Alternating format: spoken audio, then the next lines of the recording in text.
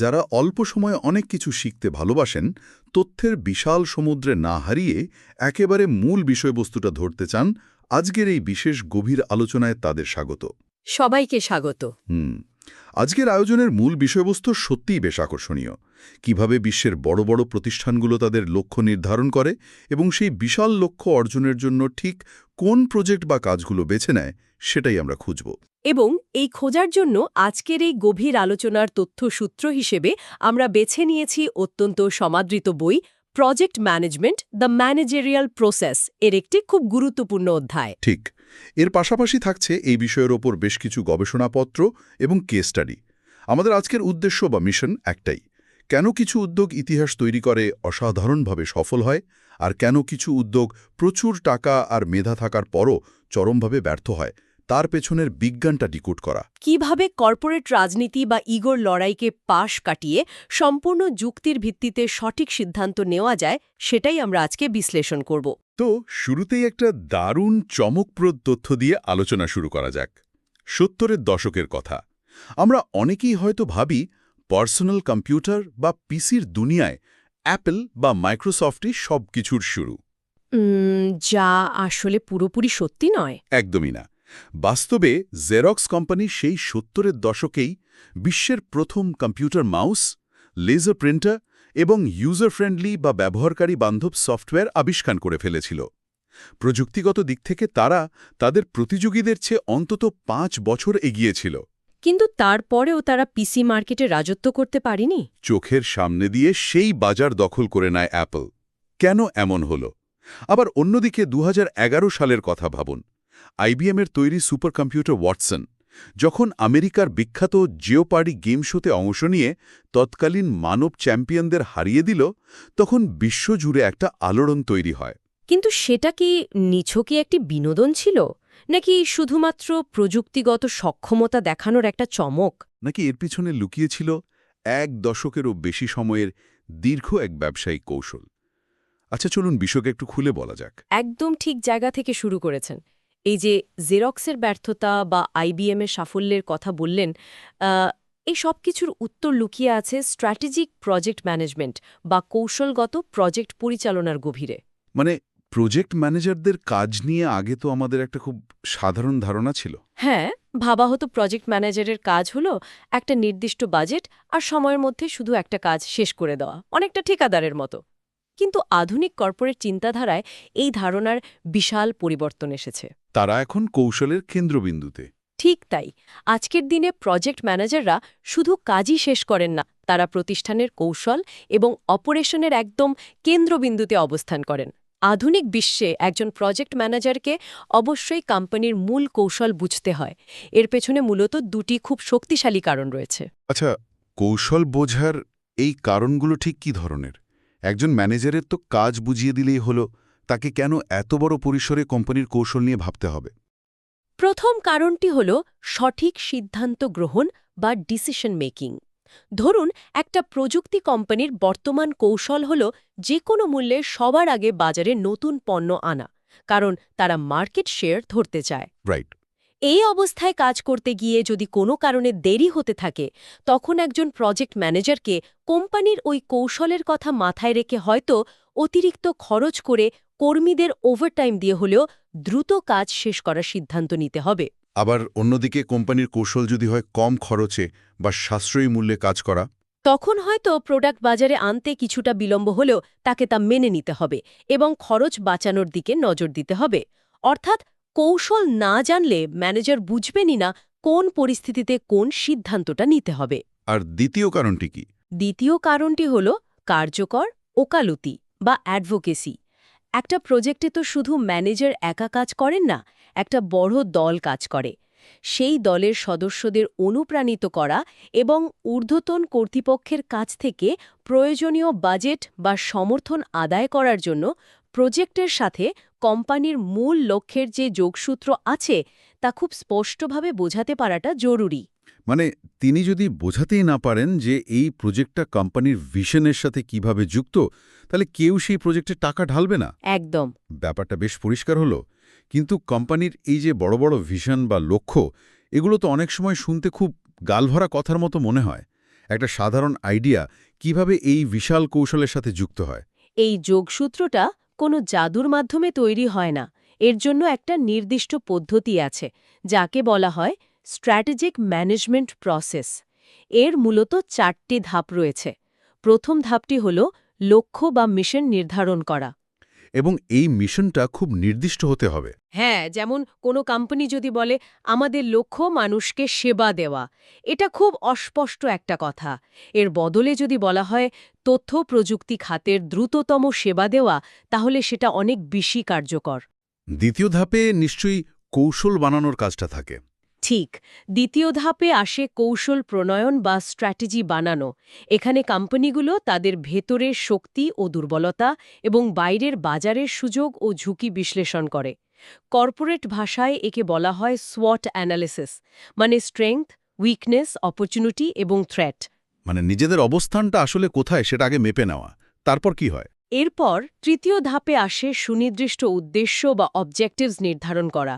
এই উদ্দেশ্যগুলোকে একটা বিশেষ ছাঁচে ফেলতে হয়, যাকে বলা হয় স্মার্ট বা SMART। এই স্মার্ট মানে শুধু বুদ্ধিমান নয়, এটি একটি অ্যাক্রোনিম। একদম। SS স্পেসিফিক বা নির্দিষ্ট, MA মেজারেবল বা পরিমাপযোগ্য, এতে অ্যাসাইনেবল অর্থাৎ এমন কাজ যা কাউকে দায়িত্ব হিসেবে দেওয়া যায়, আর এ রিয়েলিস্টিক বা বাস্তবসম্মত, এবং টিতে টাইম রিলেটেড বা সময়াবদ্ধ। তার মানে আগামী 1 বছরে বিক্রি বাড়াবো, এটা কোনো স্মার্ট উদ্দেশ্য নয়। না, বরং আগামী 6 মাসের মধ্যে মার্কেটিং টিমের মাধ্যমে আমাদের সফটওয়্যারের বিক্রি 15% বাড়াবো, এটা একটা স্মার্ট উদ্দেশ্য।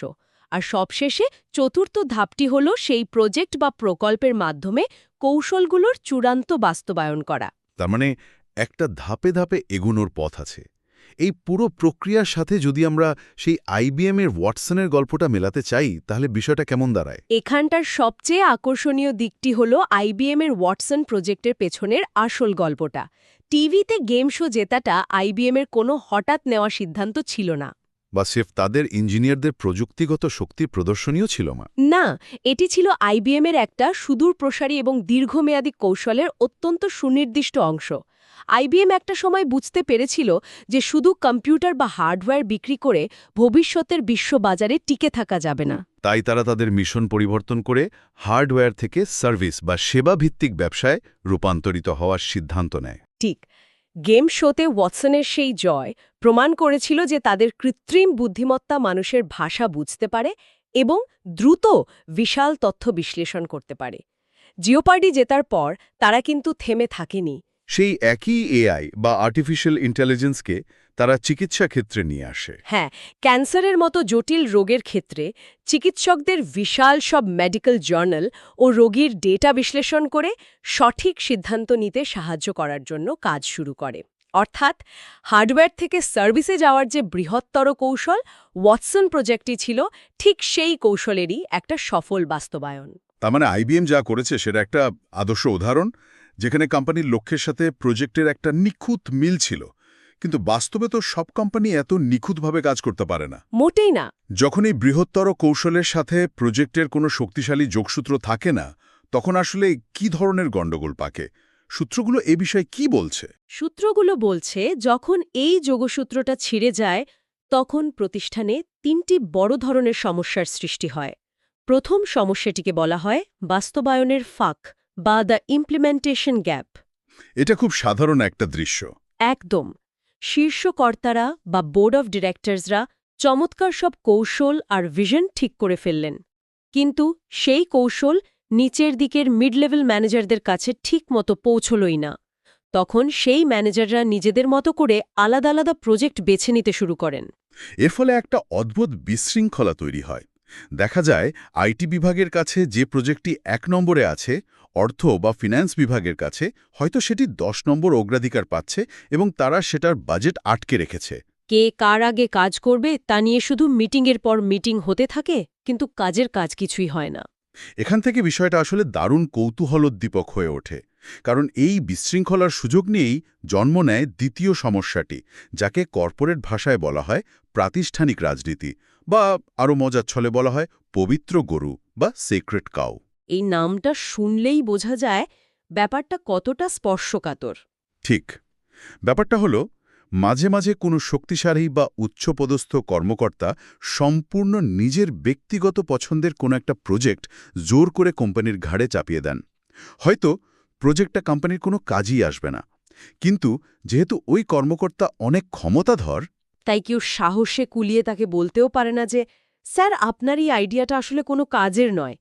একেই বলা হচ্ছে সেক্রেড কাউ, যাকে ছোঁয়া বারণ। একদম সঠিক বলেছেন। আর ঠিক এই জায়গাটিতেই আমাদের সেই জেরক্সের অ্যাল্টো কম্পিউটারের গল্পটা ফিরে আসে। প্রযুক্তিগত দিক থেকে জেরক্স তাদের উদ্ভাবনগুলোতে অভাবনীয় সাফল্য পেয়েছিল ঠিকই। তাদের তৈরি মাউস বা গ্রাফিক্যাল ইউজার ইন্টারফেস ছিল সময়ের চেয়ে অনেক এগিয়ে। কিন্তু তাদের প্রতিষ্ঠানের ভেতরের রাজনীতি এবং ইগোর দ্বন্দ্ব এতই বেশি ছিল যে সেই যুগান্তকারী উদ্ভাবনগুলোকে বাজারে আনার জন্য কোনো শক্তিশালী স্পন্সর তারা উপরের মহলে পায়নি। তাদের বোর্ড অফ ডিরেক্টররা হয়তো তখন শুধু ফটোকপি মেশিন বিক্রি করেই খুশি ছিলেন। ফলে একটা দুর্দান্ত প্রজেক্ট শুধু অভ্যন্তরীণ রাজনীতির কারণে মুখ থুবড়ে পড়ে। এবং তাদের চোখের সামনে দিয়ে অ্যাপেলের মতো কোম্পানি সেই আইডিয়া লুফে নিয়ে ইতিহাস তৈরি করে। আর এই প্রাতিষ্ঠানিক রাজনীতির পাশাপাশি তৃতীয় আরেকটি বড় সমস্যা হল সম্পদের সংঘাত এবং মাল্টিটাস্কিং। মাল্টিটাস্কিং নিয়ে একটা বড় ভ্রান্তি আছে। মাল্টিটাস্কিং তো আজকাল খুব জনপ্রিয় একটা শব্দ। এটা আবার সমস্যা হয় কিভাবে? সমস্যা হয় কারণ যখন অনেকগুলো প্রজেক্ট একসাথে চলতে থাকে এবং সঠিক অগ্রাধিকার ঠিক করা থাকে না, তখন কর্মীরা আসলে দিশেহারা হয়ে যায়। তাদের বারবার এক কাজ থেকে অন্য কাজে ঝাঁপ দিতে হয়। মানুষ যখন এভাবে ফোকাস পরিবর্তন করে, তখন ব্রেনকে নতুন করে মানিয়ে নিতে সময় লাগে। এতে কাজের গতি মারাত্মকভাবে কমে যায়, ভুলের পরিমাণ বাড়ে। দিন শেষে একটা প্রজেক্ট শেষ করতে যে সময় বা খরচ লাগার কথা ছিল, তার চেয়ে অনেক বেশি সময় ও অর্থ নষ্ট হয়। ঠিক। তাহলে এই যে এত ঝামেলা, বাস্তবায়নের ফাঁক, ব্যক্তিগত পছন্দের প্রজেক্ট চাপিয়ে দেওয়া আর মাল্টিটাস্কিংয়ের নামে সম্পদের অপচয়, এখান থেকে বের হওয়ার রাস্তা কি? কোম্পানিগুলো কিভাবে ঠিক করে কোন কাজটা আগে করবে আর কোনটা পরে? এখান থেকে বাছার উপায় হল প্রজেক্টগুলোকে সঠিকভাবে চেনা এবং একটা শক্ত ছাঁকনির ভেতর দিয়ে সেগুলোকে নিয়ে যাওয়া। সাধারণত যে কোনো প্রতিষ্ঠানে ৩ ধরনের প্রজেক্ট দেখা যায়। প্রথমটি হল কমপ্লায়েন্স প্রজেক্ট। এগুলো মূলত মাস্ট ডু বা যা করা ছাড়া কোনো উপায় নেই, তাই তো? হ্যাঁ, যেমন কোনো প্রাকৃতিক দুর্যোগে কারখানা ছাদ উড়ে গেলে সেটা মেরামত করা, অথবা সরকারের নতুন কোনো আইনি বা পরিবেশগত বাধ্যবাধকতা মেনে চলার জন্য কারখানায় নতুন ফিল্টার বসানো। এগুলো না করলে ব্যবসায়ী বন্ধ হয়ে যাবে। দ্বিতীয়টি হলো অপারেশনাল প্রজেক্ট। এগুলো মূলত বর্তমান কাজের দক্ষতা ও গতি বাড়ানোর জন্য করা হয়। যেমন পণ্যের গুণগত মান ঠিক রাখার জন্য নতুন কোনো সফটওয়্যার কেনা বা পুরনো যন্ত্রপাতি বদলে ফেলা। আর তৃতীয়টি হলো কৌশলগত বা স্ট্র্যাটেজিক প্রজেক্ট, যা মূলত নতুন পণ্য তৈরি বা আগামী দীর্ঘমেয়াদী লক্ষ্য অর্জনের জন্য গ্রহণ করা হয়। এই ৩ ধরনের প্রজেক্ট চেনার পর এগুলো বাছাই করার ছাঁকনিটা কিভাবে কাজ করে? যদি আমরা বিষয়টিকে বৃহত্তর প্রেক্ষাপটে দেখি, তাহলে বুঝতে পারব যে শুধু প্রজেক্টের ধরন জানাই যথেষ্ট নয়। একটা কাঁচা আইডিয়াকে বাস্তবে রূপ দেওয়ার জন্য একটা কঠোর কাঠামোগত প্রক্রিয়া প্রয়োজন। একে বলা হয় ফেজ গেট মডেল। ব্যাপারটা অনেকটা চেকপোস্টের মতো। ঠিক ধরেছেন। একটা আইডিয়া মাথায় আসা থেকে শুরু করে প্রজেক্ট শেষ হওয়া পর্যন্ত পুরো লম্বা পথটিকে কয়েকটি গেট বা দরজায় ভাগ করা হয়। প্রতিটি গেটে একটা শক্তিশালী কমিটি থাকে, যারা ওই প্রজেক্টের অগ্রগতি মূল্যায়ন করে। সেখানে তারা মূলত ৩টি সিদ্ধান্ত নিতে পারে। সব ঠিক থাকলে প্রজেক্টটি নিয়ে সামনের ধাপে এগিয়ে যাও বা গো। অথবা যদি মনে হয় এটা কাজ করছে না, তবে সেখানেই প্রজেক্টটি বাতিল করো বা কিল। আর যদি মনে হয় আইডিয়াটা ভালো কিন্তু আরও ঘষা মাজা দরকার, তবে পুনরায় বিবেচনা করার জন্য পেছনে ফেরত পাঠাও বা রিসাইকেল। এই ফেজ গেট মডেলটি অত্যন্ত জরুরি একটা টুল, কারণ এটি নিশ্চিত করে যে আবেগের বশবর্তী হয়ে বা কোনো বসের ব্যক্তিগত জেদের কারণে একটা ভুল প্রজেক্টে যেন অযথা কোম্পানির বিশাল অঙ্কের সময় ও অর্থ নষ্ট না হয়। শুরুতেই যেন ভুলটা ধরে ফেলা যায়। কিন্তু এই গেটগুলোতে ঠিক কোন মানদণ্ডের ভিত্তিতে সিদ্ধান্ত নেওয়া হয়? এই যে প্রজেক্টকে মেরে ফেলা বা বাঁচিয়ে রাখার সিদ্ধান্ত, এটা কিসের ওপর নির্ভর করে? প্রজেক্ট নির্বাচনের জন্য মূলত ২ ধরনের মানদণ্ড ব্যবহার করা হয়: আর্থিক এবং অ-আর্থিক।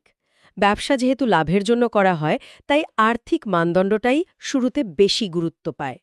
এর মধ্যে খুব জনপ্রিয় একটা মডেল হল পে ব্যাক মডেল। অর্থাৎ একটা প্রজেক্টে যে টাকা বিনিয়োগ করা হচ্ছে তার ঠিক কত দ্রুত ফেরত আসবে সেই সময়টা হিসাব করা। হ্যাঁ, যে প্রজেক্ট যত দ্রুত টাকা ফেরত আনবে সেটার কদর তত বেশি। আর্থিক মানদণ্ডের আরেকটি অত্যন্ত গুরুত্বপূর্ণ মডেল হল নেট প্রেজেন্ট ভ্যালু বা এনপিভি মডেল। এই এনপিভি মডেলটা আসলে কি? নামটা তো বেশ ভারী কি মনে হচ্ছে। ধরুন, আজকের ১০০ টাকা আর ৫ বছর পরের ১০০ টাকার মান কিন্তু এক নয়। মুদ্রাস্ফীতির কারণে ভবিষ্যতের টাকার ক্রয় ক্ষমতা বা দাম কমে যায়। এনপিভি মডেল ঠিক এই হিসাবটাই করে। একদম। এটা ভবিষ্যতে সম্ভাব্য লাভকে আজকের টাকার মূল্যমানে কনভার্ট করে দেখে যে প্রজেক্টটা আসলেই লাভজনক হবে কিনা। তবে শুধু মুনাফাই তো আর সব নয়। একটা কোম্পানির টিকে থাকার জন্য অআর্থিক মানদণ্ড খুব গুরুত্বপূর্ণ। যেমন নতুন একটা প্রজেক্ট হয়তো সরাসরি অনেক টাকা লাভ এনে দেবে না, কিন্তু এটি হয়তো বাজারের বড় একটা অংশ বা মার্কেট শেয়ার দখল করতে সাহায্য করবে। বা নতুন কোনো শক্তিশালী প্রতিযোগীকে ঠেকিয়ে রাখতে বা সরকারের নতুন কোনো আইন থেকে বাঁচতে সাহায্য করবে। তাহলে এর সবকিছুর মানে কি দাঁড়াচ্ছে? একদিকে আর্থিক হিসাব, অন্যদিকে বাজার দখলের লড়াই। একটা কোম্পানি এতগুলো আলাদা আলাদা মাপকাঠি একসাথে মেলাবে কিভাবে? কোনটাকে বেশি গুরুত্ব দেবে? খুব চমৎকার প্রশ্ন। আর এখানেই আসে মাল্টি ওয়েটেড স্কোরিং মডেলের ধারণা। এটি অনেকটা একটা বিস্তৃত চেকলিস্ট বা মার্কশিটের মতো। এখানে কোম্পানির বর্তমান লক্ষ্যের সাথে মিল রেখে প্রতিটি মানদণ্ডকে তার গুরুত্ব অনুযায়ী পয়েন্ট বা ওয়েট দেওয়া হয়। ধরুন, এবছর কোম্পানির মূল লক্ষ্য হল নিরাপত্তা বাড়ানো। তখন কোনো প্রজেক্ট যদি নিরাপত্তা বাড়াতে সাহায্য করে, তবে স্কোরিং মডেলে সেই প্রজেক্টে বেশি নম্বর পাবে। ঠিক। আর এই মডেলটি যে কতটা জাদুকরী হতে পারে তার একটা চমৎকার বাস্তব উদাহরণ আমাদের তথ্যসূত্রে রয়েছে। 2008-2009 সালের বিশ্বব্যাপী অর্থনৈতিক মহামন্দার কথা আমাদের নিশ্চয়ই মনে আছে। হ্যাঁ, ভয়ঙ্কর একটা সময় ছিল। সেই সময় ফ্রন্টিয়ার এয়ারলাইন্স প্রায় দেউলিয়া হওয়ার মতো এক অবস্থায় পড়েছিল। তাদের আইটি বিভাগে তখন ১০০র বেশি প্রজেক্ট অর্ধেক করা অবস্থায় জমেছিল। কিন্তু সেগুলো শেষ করার মতো টাকা বা কর্মী তাদের হাতে ছিল না। চরম এক সংকটময় মুহূর্ত। তখন তাদের নতুন সিআইও জেরি কোডি দায়িত্ব নেন এবং এই স্কোরিং মডেল ব্যবহার করেন। তিনি আবেগ সরিয়ে রেখে শুধু 4টি বিষয়ের উপর ভিত্তি করে প্রজেক্টগুলোকে নম্বর দেয়া শুরু করেন: নিরাপত্তা, আয় বৃদ্ধি, খরচ কমানো এবং কাস্টমার সার্ভিস। যে প্রজেক্টগুলো কোম্পানির সেই সংকটের মুহূর্তে এই 4টির কোনোটিতেই ভালো নম্বর পেল না, অর্থাৎ পাশ করতে পারল না, সেগুলোকে তিনি নির্দয়ভাবে বাতিল করে দিলেন। আর ফলাফলটা কি হয়েছিল জানেন? 100র বেশি প্রজেক্টের সেই বিশাল জঞ্জাল থেকে সংখ্যাটি নেমে এলো 30-এর নিচে। এর ফলে এয়ারলাইন্সের কর্মীরা তাদের সীমিত সম্পদ নিয়ে সবচেয়ে গুরুত্বপূর্ণ কাজগুলোতে মনোযোগ দিতে পারলেন এবং কোম্পানিটি সেই বিশাল ধাক্কা সামলে টিকে গেল। এটি প্রমাণ করে যে বিপদের সময় আবেগের চেয়ে যুক্তির ভিত্তিতে সিদ্ধান্ত নেওয়াটা কতটা শক্তিশালী হতে পারে। যুক্তির কথা যখন এলোই, তখন প্রজেক্ট নিয়ে একটা দারুণ মজার তথ্য শেয়ার না করলেই নয়। এত বড় বড় কর্পোরেট কাজের মাঝেও কিন্তু মানুষ একটু বিনোদন খোঁজে। অনেক সময় দেখবেন বড় বড় প্রজেক্টের খুব অদ্ভুত সব সাংকেতিক নাম বা কোড নেম দেওয়া হয়। এর পেছনে গোপনীয়তা রক্ষা করা যেমন একটা কারণ, তেমনি নিজেদের টিমের মধ্যে অনুপ্রেরণা তৈরি করা বা স্রেফ একটু মজা করাও উদ্দেশ্য থাকে। যেমন অ্যাপল একটা সময় তাদের অপারেটিং সিস্টেমগুলোর নাম রাখত বড় বড় সব বিড়ালের নামে, জ্যাগুয়ার, প্যান্থার ইত্যাদি। আবার মার্কিন প্রতিরক্ষা দপ্তর স্নায়ুযুদ্ধের সময়ে তাদের একটি অতি গোপন ফাইটার জেটের নাম দিয়েছিল অক্সকার্ট, যার বাংলা হল গরুর গাড়ি। উদ্দেশ্য ছিল গুপ্তচররা যেন নাম শুনে মনে পারে এটা খুব সাধারণ কোনো প্রজেক্ট। নিনটেন্ডো তাদের বিখ্যাত ভিডিও গেম কনসোল উইয়ের প্রজেক্ট নাম রেখেছিল রেভলিউশন। এবং মজার ব্যাপার হলো, এটি সত্যি গেমিং জগতে এক যুগান্তকারী বিপ্লব এনেছিল। আবার কখনো কখনো ডেভেলপাররা বিরক্ত হয়ে খুব হাস্যকর নামও রাখেন। যেমন একটি অত্যন্ত বোরিং ডেটাবেস প্রজেক্টের নাম দেওয়া হয়েছিল এলিনা। শুনতে কোনো মেয়ের নাম মনে হলেও এর পূর্ণরূপ ছিল at least it is not access, অর্থাৎ অন্তত এটি মাইক্রোসফট অ্যাক্সেস নয়। এই মজার কোডমেমগুলো কিন্তু কাজের একঘেয়েমি কাটাতে দারুণ সাহায্য করে। তবে এই এতগুলো প্রজেক্টের কথা থেকে এটি একটি অত্যন্ত গুরুত্বপূর্ণ প্রশ্নের জন্ম দেয়। আমরা এতক্ষণ জানলাম কিভাবে প্রজেক্টের কৌশল ঠিক করতে হয়, কিভাবে যাচাই বাছাই করে প্রজেক্ট বেছে নিতে হয়, কিন্তু দিন শেষে আমরা কি আমাদের সব ডিম এক ঝুড়িতে রাখছে? মানে কোম্পানির হাতে যতগুলো প্রজেক্ট আছে তার পোর্টফোলিও বা বাস্কেটটা কি ভারসাম্যপূর্ণ? গবেষক ডেভিড এবং জিম ম্যাথেসন এই প্রজেক্ট পোর্টফোলিওকে কাঠিন্য এবং বাণিজ্যিক মূল্যের ওপর ভিত্তি করে 4টি খুব দারুণ এবং মনে রাখার মতো ভাগে ভাগ করেছেন। সেই ভাগগুলো কি কি? নামগুলো নিশ্চয়ই খুব ইন্টারেস্টিং। হ্যাঁ, নামগুলো শুনলেই সহজে মনে থাকে। প্রথম ভাগটি হল রুটি মাখন বা ব্রেড অ্যান্ড বাটার। এগুলো হলো রোজকার ডাল ভাতের মতো কাজ। এগুলো করা খুব সহজ, ঝুঁকি কম, আর এখান থেকে মাঝারি মানের একটা নিশ্চিত লাভ আসে। যেমন কোনো সফটওয়্যারের ছোটখাটো আপডেট আনা বা পণ্যের মরক সামান্য পরিবর্তন করা, এগুলো কোম্পানিকে বাঁচিয়ে রাখে। দ্বিতীয় ভাগটি হল মুক্তা বা পার্লস। এগুলো হলো সেই সব প্রজেক্ট যা করার ঝুঁকি কম, কিন্তু এগুলো থেকে বিশাল অঙ্কের লাভ আসার সম্ভাবনা থাকে। যেমন বিদ্যমান কোনো উন্নত প্রযুক্তির নতুন এবং যুগান্তকারী কোনো ব্যবহার শুরু করা। তৃতীয়টি হলো ঝিনুক বা অয়েস্টার্স। এগুলোতে ঝুঁকি অনেক বেশি থাকে, কিন্তু যদি কোনোভাবে সফল হওয়া যায় তবে তা পুরো বাজারে বিপ্লব ঘটিয়ে দিতে পারে।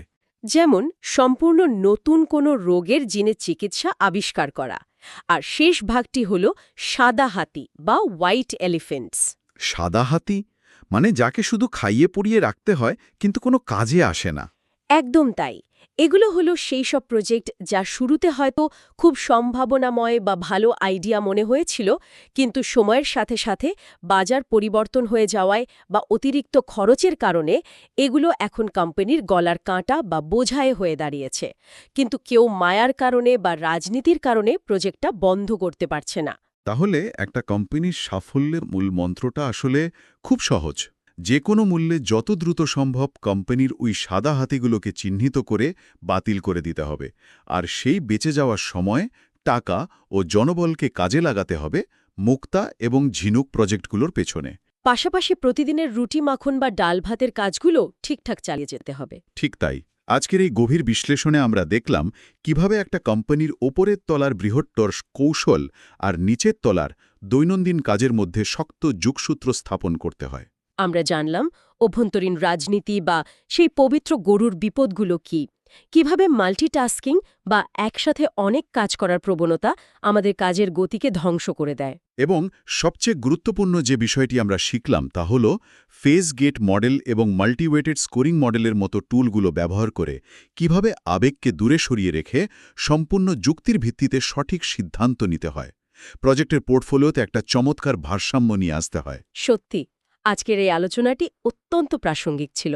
এবং মজার ব্যাপার হলো এই যে কৌশলগুলোর কথা আমরা জানলাম, এগুলো শুধু বড় বড় কর্পোরেট জগতেই আটকে নেই।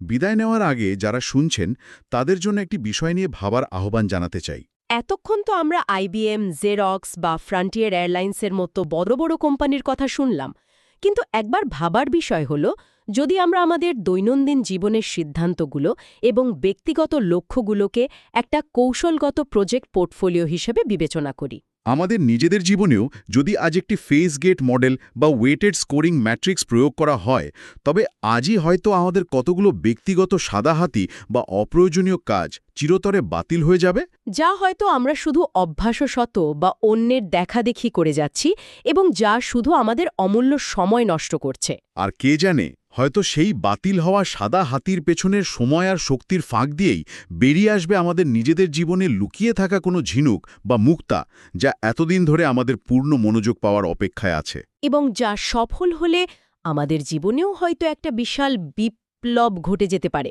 মানুষের জীবনের অগ্রাধিকারগুলো এবং কাজগুলো নিয়ে এই নতুন ও যুক্তিনির্ভর দৃষ্টিভঙ্গিতে ভাবার আমন্ত্রণ জানিয়ে আজকের মতো এই গভীর অনুসন্ধান আমরা এখানেই শেষ করছি।